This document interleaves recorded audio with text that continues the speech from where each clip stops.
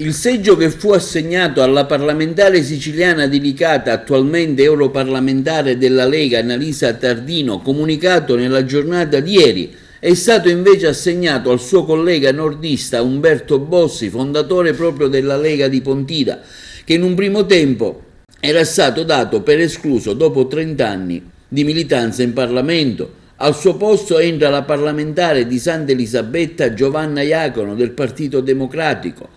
Il seggio era stato inizialmente assegnato a Giuseppe Provenzano, nella qualità anche di vice segretario del Partito Nazionale del PD, che però per motivi di arresti va a insediarsi nel collegio di Palermo.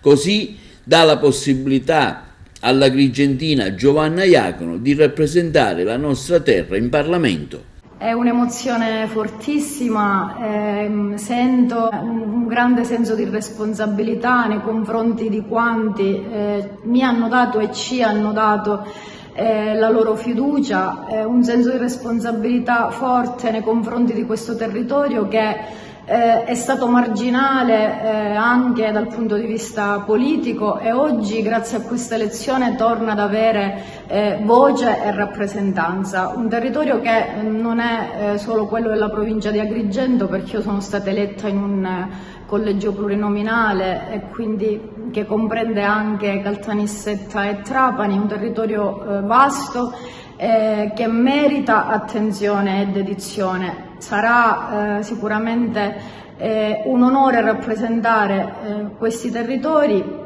Io un ringraziamento lo voglio fare a quanti numerosi hanno voluto dare fiducia a questo progetto politico, a noi, al Partito Democratico, e nella finalità insomma di poterli rappresentare. Quindi un grazie a tutti quelli che hanno sostenuto la nostra lista, un grazie personale devo farlo chiaramente al mio partito che ha voluto credere in me dopo un lungo percorso politico di militanza, di costanza e di impegno in questo territorio.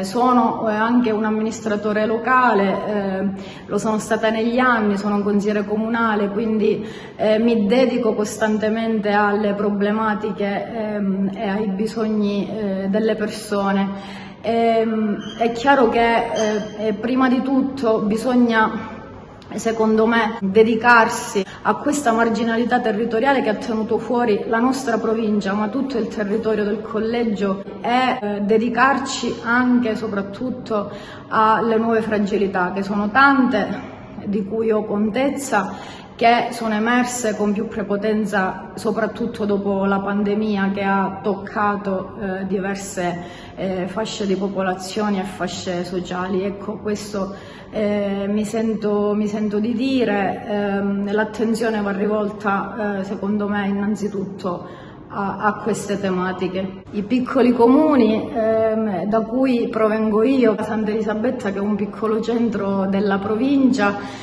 piccoli centri che hanno gli stessi problemi delle medie e grandi città, ma anche le stesse risorse su cui poter lavorare e che si possono valorizzare. Perché ripartire dai piccoli comuni? Perché da amministratore mi sono resa conto in questi anni che dai piccoli borghi davvero si può avviare vero percorso di rinascita e di rigenerazione. Ecco, partiamo da qui, partiamo dalle istanze di questo territorio e credo e sono convinta che potremo fare un buon lavoro.